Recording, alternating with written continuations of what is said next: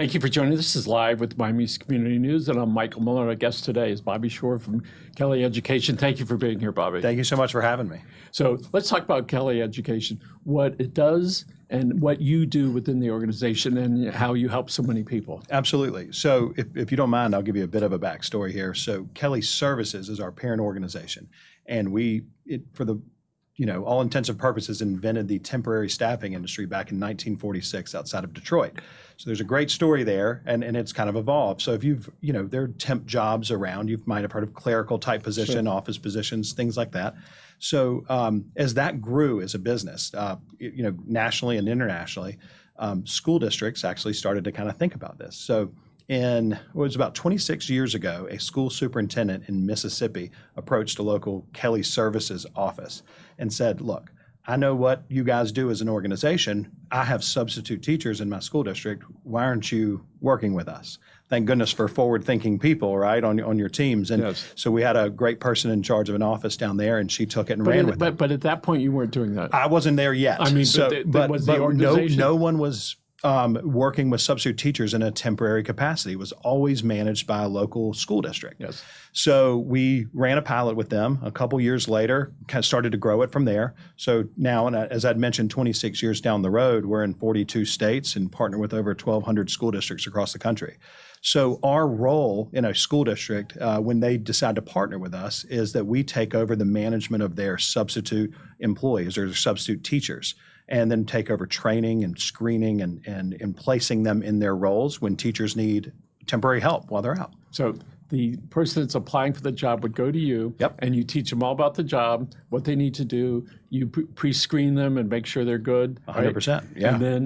And then when you say, okay, the assignment starts on Monday and this is where you're going. That's right. So we actually use a kind of a web-based system that allows a teacher to request a substitute, and then that sends it out. It's much like Uber, I think, in a great way to put it. So then the substitutes can go in and pick up an assignment at their preferred school of choice.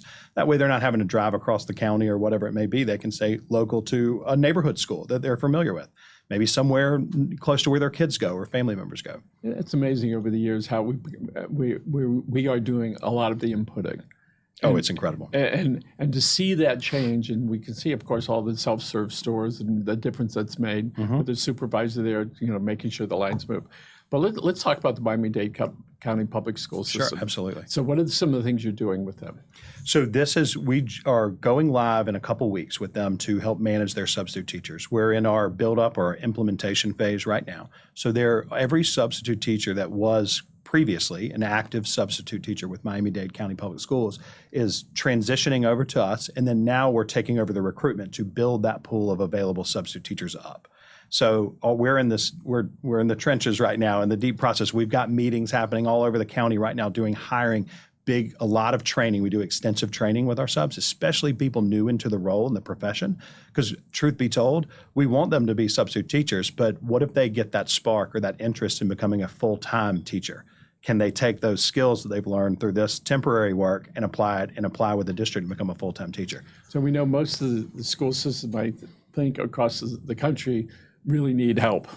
Oh, yes. So what are you doing to find those people that are at home or they're in between jobs, or maybe they got some kids now, or the husband's working, or the wife's not working? Yeah. What do you do to reaching them to put that spark in their eye? Hey, you ought to try this. It's a great question. So part of it's getting their attention in the first place. So thank you for the platform to help do that. The next part of that is that we have information sessions too. So they can apply and come talk with a recruiter or someone on our team to understand and ask questions. You don't even have to apply with us first. You can reach out and learn. We'll do now, in a way, what we all learned through COVID over the last couple of years and that whole lockdown period was we can communicate virtually a little bit. Doesn't replace a whole lot, but how easy is it for us to set up information sessions after in the early evenings, somebody to log onto a webinar to learn a little bit more and ask questions. So we're trying to build that interest and build that spark, because truth be told, if we can help grow and really replace the people getting into the full-time teaching workforce, we feel very strongly we've done a great job. And I think in a moment we're going to have your website come across the bottom of the screen. And if people are interested, they can go to that website and they can apply and they can find out more about how you can help them. They do. So on that website, it's www.teachmiamikids.com. There's just an interest form. That's really what we call it. It's if you're interested in learning more, put your name, your email address, your phone number, and then we'll get in touch and we'll have a conversation about it. It certainly is amazing to see the lessons that we learned because of COVID, and some of that stuff stuck. And most people had an experience in there, and some people enjoy it, some people don't. We know. Right.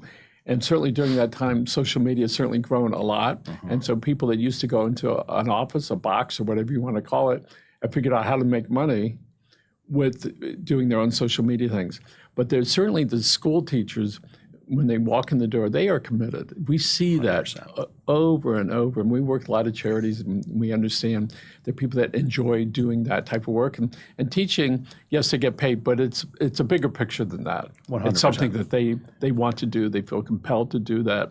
And so this is a good entree for somebody that's thinking about, let me go try that thing, all right? And you when you meet with them, when your team meets them, you explain everything that could happen theoretically on that job. So tell us, and I notice you use the word educator rather than teacher so often. So tell us about if somebody's looking to be a substitute educator, a substitute teacher, what's the minimum requirements for them? So right now, much of what we do follows what our partner school districts do. So Miami-Dade County Public Schools has agreed to do high school diploma or higher. So with that comes, with different education and different backgrounds, come different pay rates. And all that will be available, all that information is available through one of our recruiters, and they can help fill you in on that information and on our website as well.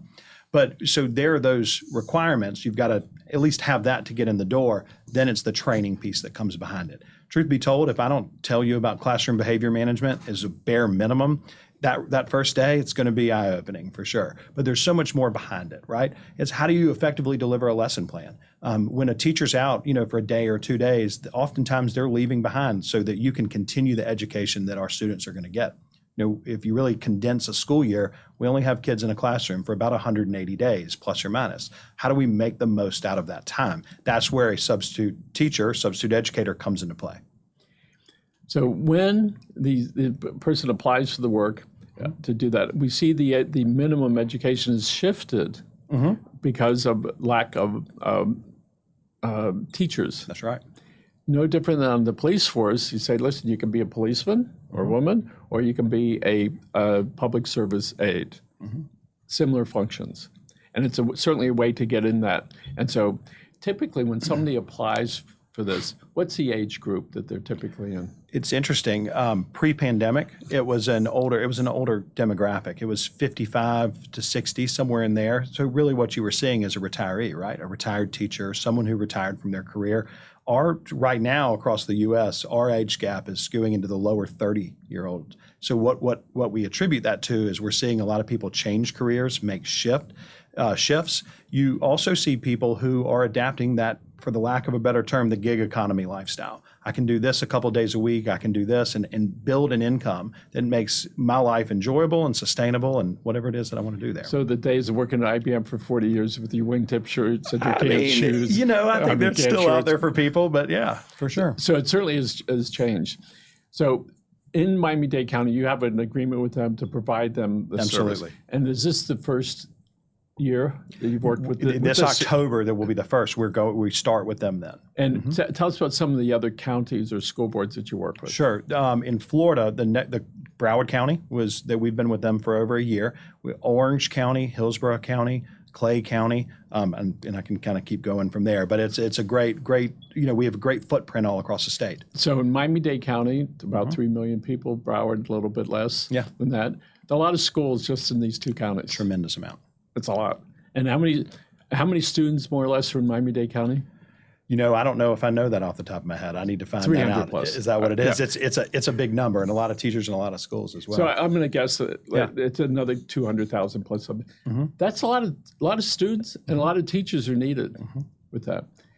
How does the school board keep teachers a little bit longer than when they really wanted to retire? So I think that's such a great question. I think every school board needs to really, that's a question they need to be asking themselves every year, right? Especially as we get younger people entering the workforce for the first time. Because as we all know, and no matter the line of work, the generational gaps and those changes, there are different wants and needs from people.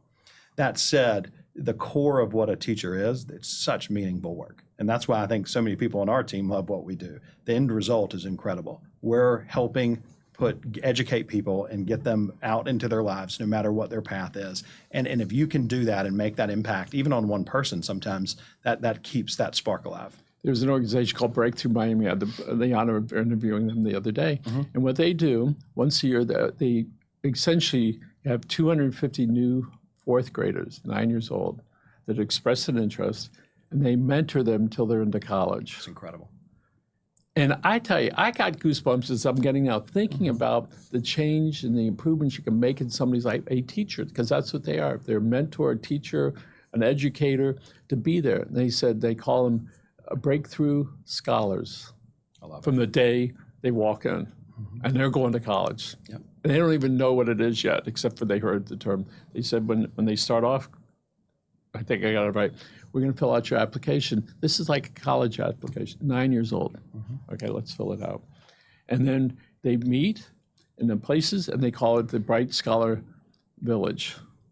So that people do want to have, as we were talking earlier, a tribe, they want a community, they want something local where they can feel that.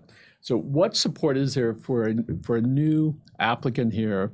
They're in school the first week. What do you do to help them deal with the anxiety that's surely to come? Oh, it's coming. Yeah, I mean, there's so many questions. So our team, we have developed, we have a group that's just a talent team. So that's what we call it. And there are folks who are answering questions, providing support, and doing that for anybody, any substitute educator that we have that's working with us. On top of that, we work to build substitute mentors throughout the counties that we serve. So we'll have, ideally, we've got some retired principals, retired teachers who still want to do a little bit of work, but are also happy to enjoy the retirement life, so maybe not 5 days a week.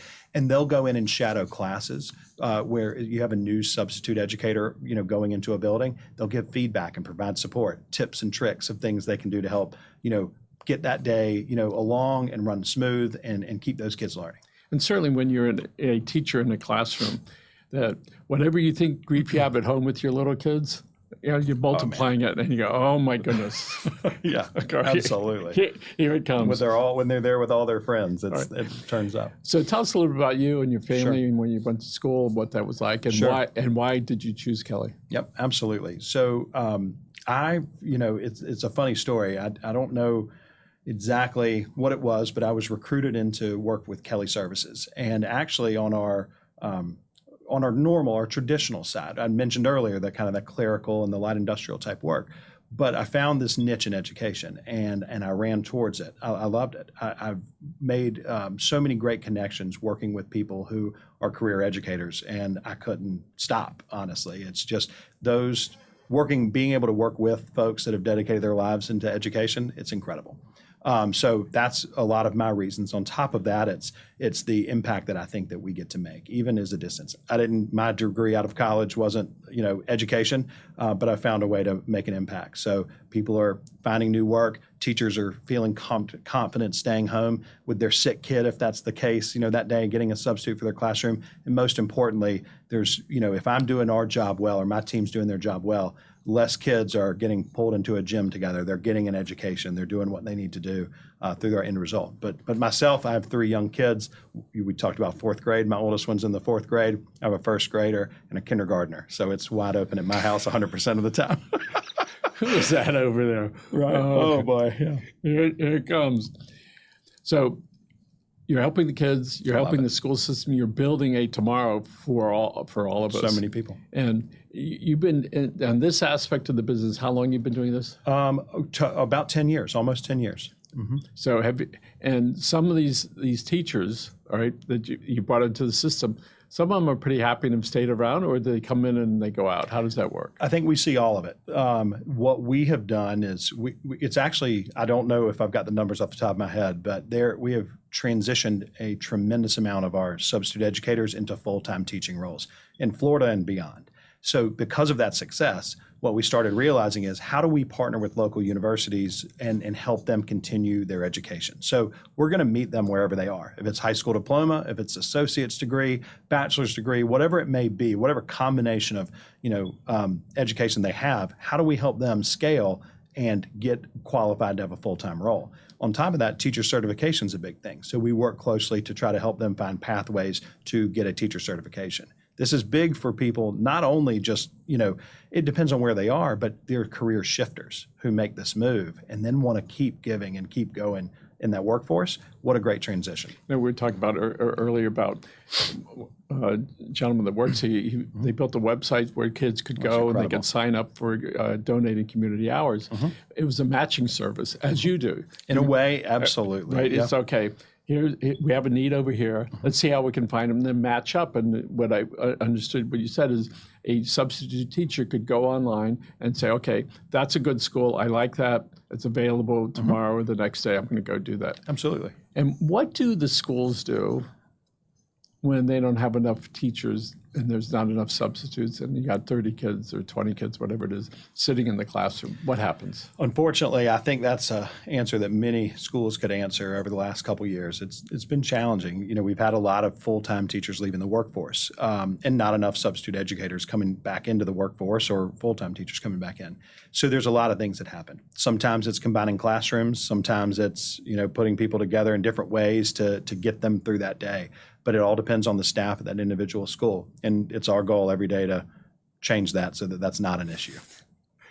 As a lot of small businesses the same way. Hey, we have these people here. All right, we need to have staff to take care of them. That's right. So let's talk about looking at some of the requirements here. So one of them is this is for a substitute. Correct. That's different than I would use the word permanent, or what would you call somebody? Like you mean just like a full-time teacher? Yeah. Absolutely. So a substitute.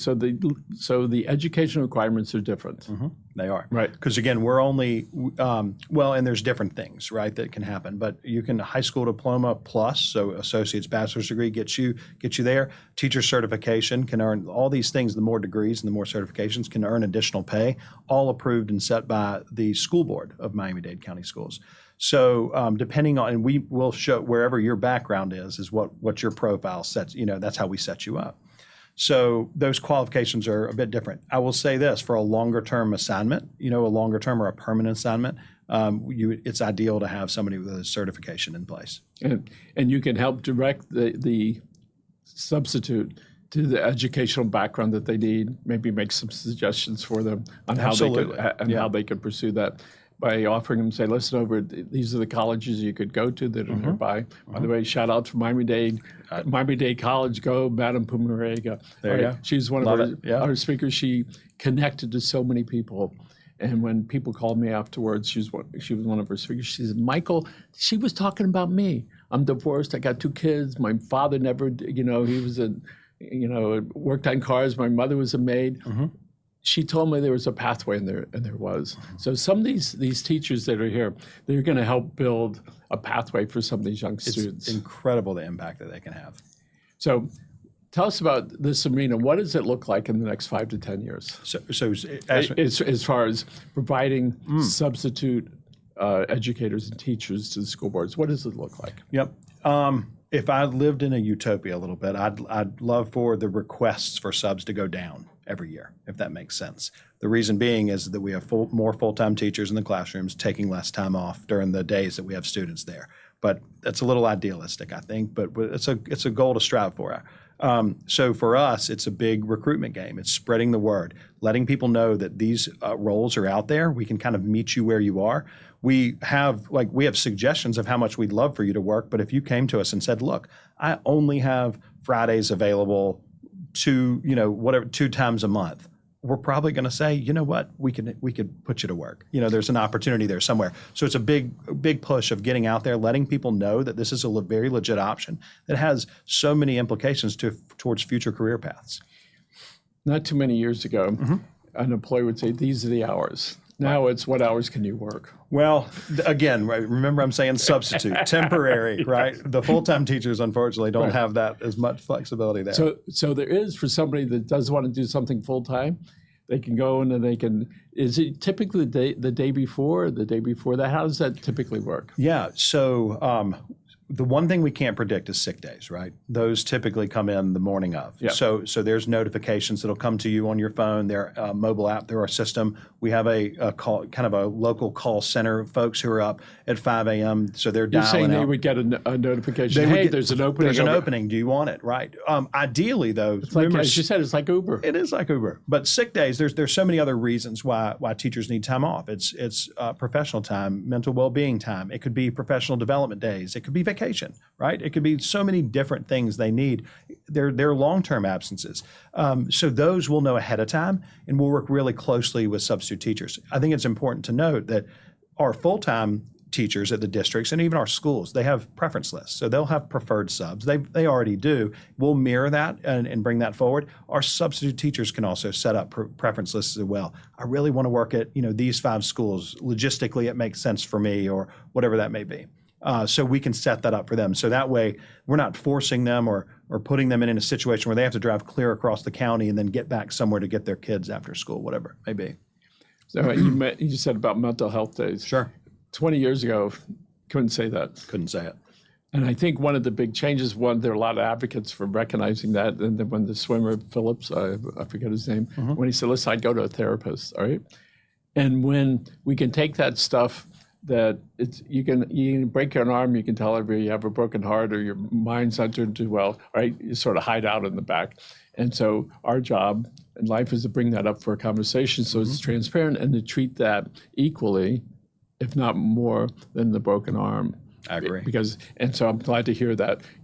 I need a mental health day. I just need to clear my head and to do that. Meditation works, by the way. Yeah, exactly. So can you imagine teaching a classroom of 4th graders? I've just got the one, and I'm telling you. My grandson is 9, 4th grade. I'm looking at him. I'm thinking, somebody's going to sit down with them and say, let's fill out this college education. God bless you. Good luck with that. So people can apply for these positions. They can be at least 19. Yep. And 19 years old. They got to pass the background checks just like everywhere else. Absolutely. And they would go to you and they say, this is my education. This is what I have. Is there a possibility that I can wind up working in the organization? How long is it until they would know whether or not they would be accepted into this? Sure. There's a few things there that we need. The background screen takes a little bit of time. We do a fingerprint screen, send that to the state, and a few other things, but typically it can be really quick. Part of it is how quickly do they want to move through the process, and the other part is a couple of things that are a bit out of our control, but within a week, oftentimes, if not faster. And so often people, it's like going to the movie. Let's go to the movies. Okay. If it goes another day, you're not going to the movies. So often when people are ready, we hope the people on the other side are ready. So in this case, it could move as quickly, pretty much as they would want. It can. We're going to do interviews, so we've got to meet and kind of match with their schedule as well. They're just getting through that little process. But we want to move as quick as they want to move. Let's put it that way. All right. So again, for the people here in Miami-Dade County and Broward County, you've been doing Broward County for a year. We have. Here, what happens next month is this beginning of the school year. Right. For you. So the school year has already started, and it won't be earth-shattering by any means, but basically on a certain day that when a substitute goes to work, there'll be a Kelly Education employee rather than an employee of the school district. That's amazing. And that's it.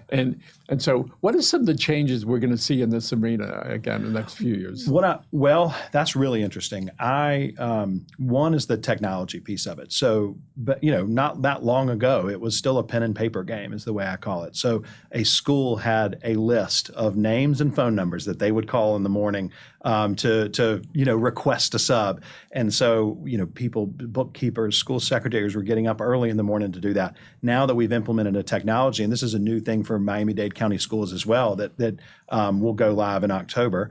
This is a huge improvement there. So the teachers will have the ability to put in their absences for all the reasons and then request a sub, even pick their own if they so choose. That's a huge improvement. And then there's so much more beyond that. That's amazing. So if you're on the send me any openings and I'll let you know.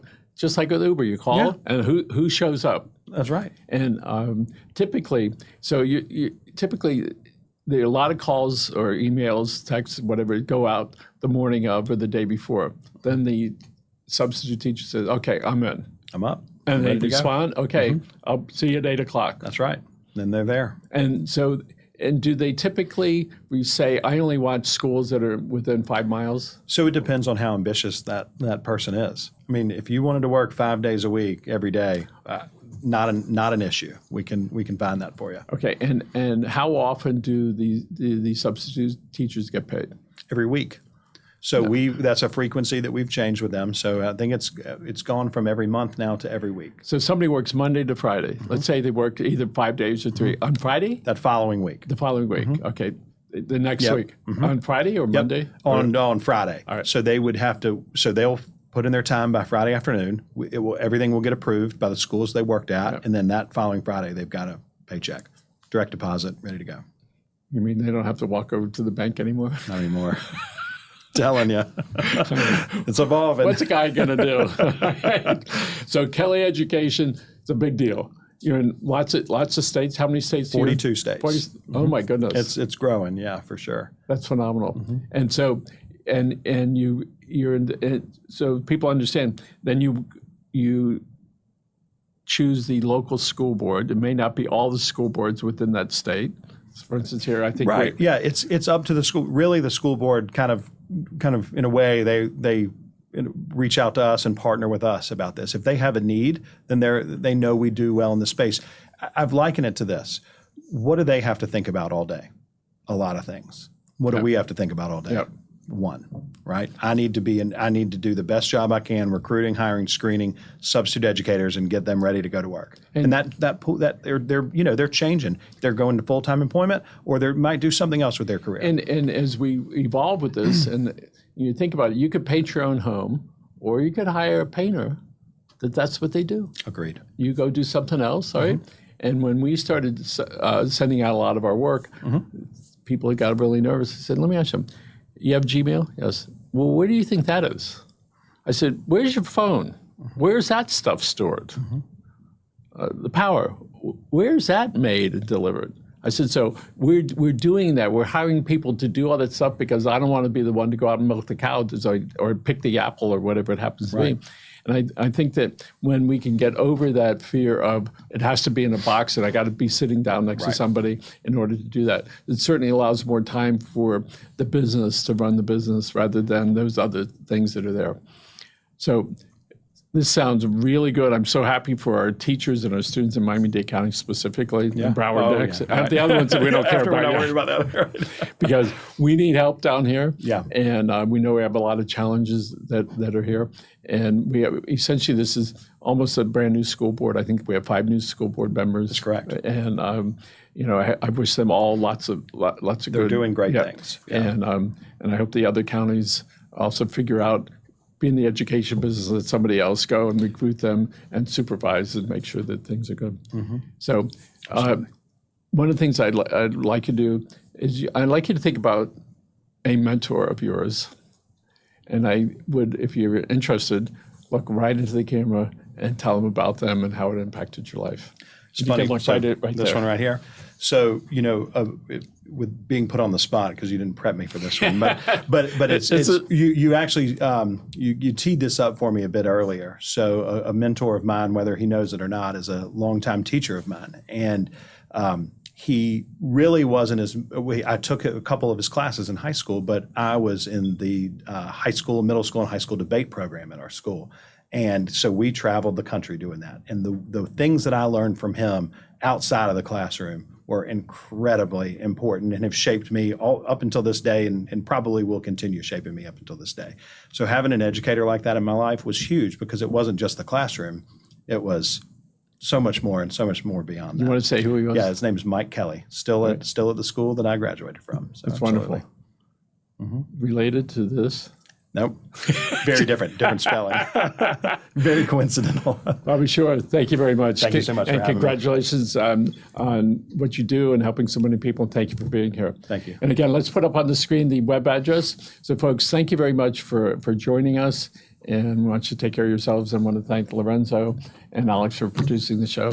Folks, have a great day out there. See you.